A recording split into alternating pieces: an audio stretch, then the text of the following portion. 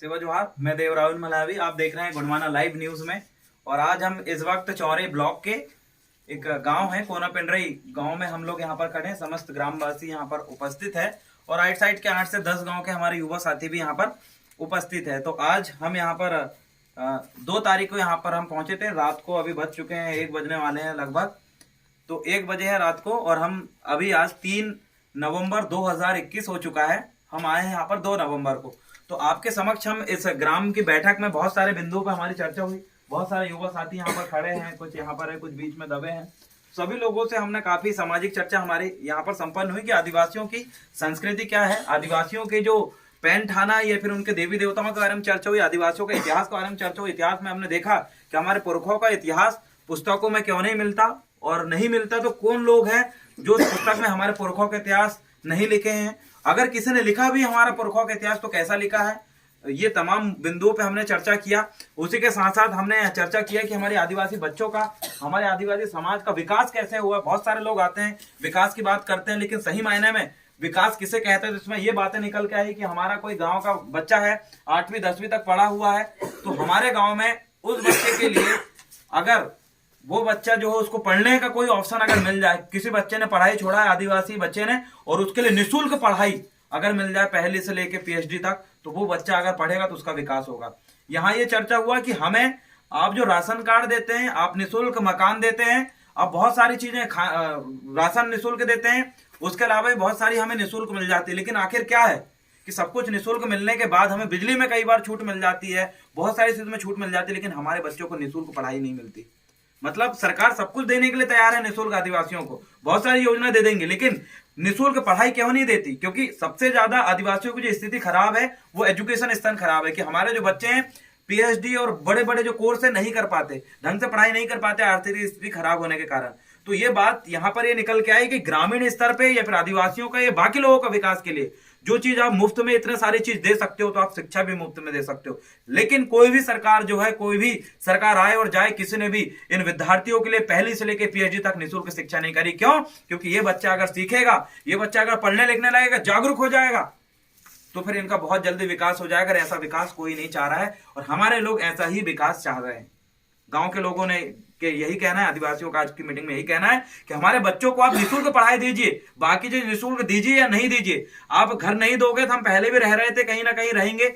आप निःशुल्क जो है राशन नहीं दोगे तो हम लोग फिर भी मजदूरी करते हैं। कौन सा सरकार राशन देती है तो हमारे लोग मजदूरी करना बंद कर दिए। लेकिन सबसे मेन चीज है वो है शिक्षा। दूसरी चीज, हमारे गांव के बच्चे जो है स्पोर्ट्स में, खेलों के क्षेत्र में उतने आगे बहुत मजबूत रहते हैं हर चीज में, लेकिन वो कभी नेशनल इंटरनेशनल स्तर में नहीं पहुंच पाते। अगर विकास चाहिए ही तो हमारे बच्चों को निःशुल्क खेल एकेडमी देकर, उनको बढ़िया से बढ़िया खाना और बढ़िया ट्रेनर और बढ़िया रहने की व्यवस्था देकर नेशनल इंटरनेशनल स्तर पर जब वो जाएगा, गोल्ड मेडल लाएगा, देश का नाम रोशन करेगा, गांव का नाम रोशन करेगा। ऐसे विकास की हमें जरूरत है, ऐसे विकास की गांव में बात हुई है। इसी के साथ साथ यहाँ पर और भी मुद्दे पे हमने चर्चा की है कि बहुत सारी योजना आदिवासी बच्चों के लिए आती है, शिक्षा के क्षेत्र में, व्यापार के क्षेत्र में, लेकिन उन बच्चों को जो है किसी भी प्रकार से सरकार लोन तो देने की बात करती है, लेकिन बैंक में लोन नहीं मिलता।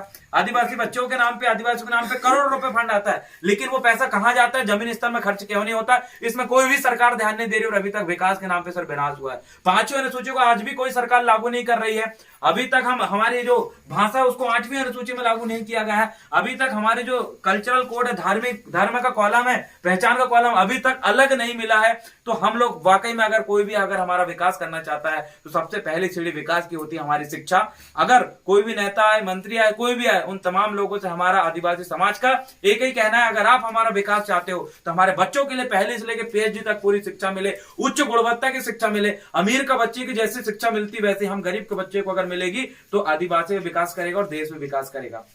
अगली बातें, यहाँ पर ग्रामीण के बहुत सारे बुद्धिजीवियों से हमने चर्चा किया तो तमाम प्रकार की बातें निकल के आई, लेकिन कहीं ना कहीं बात यहाँ पर आके अटक जाती है कि आदिवासियों की संस्कृति का संरक्षण के लिए सरकार ने किसी भी प्रकार का कोई भी ऐसा प्लानिंग नहीं बनाया है। आदिवासी जो पलायन हो रहा है, यहाँ से हमने देख रहे हैं छिंदवाड़ा जिले से बहुत सारे आदिवासी बाहर काम करने जाते हैं, उनका पलायन को रोकने के लिए सरकार के पास ऐसी कोई योजना नहीं है।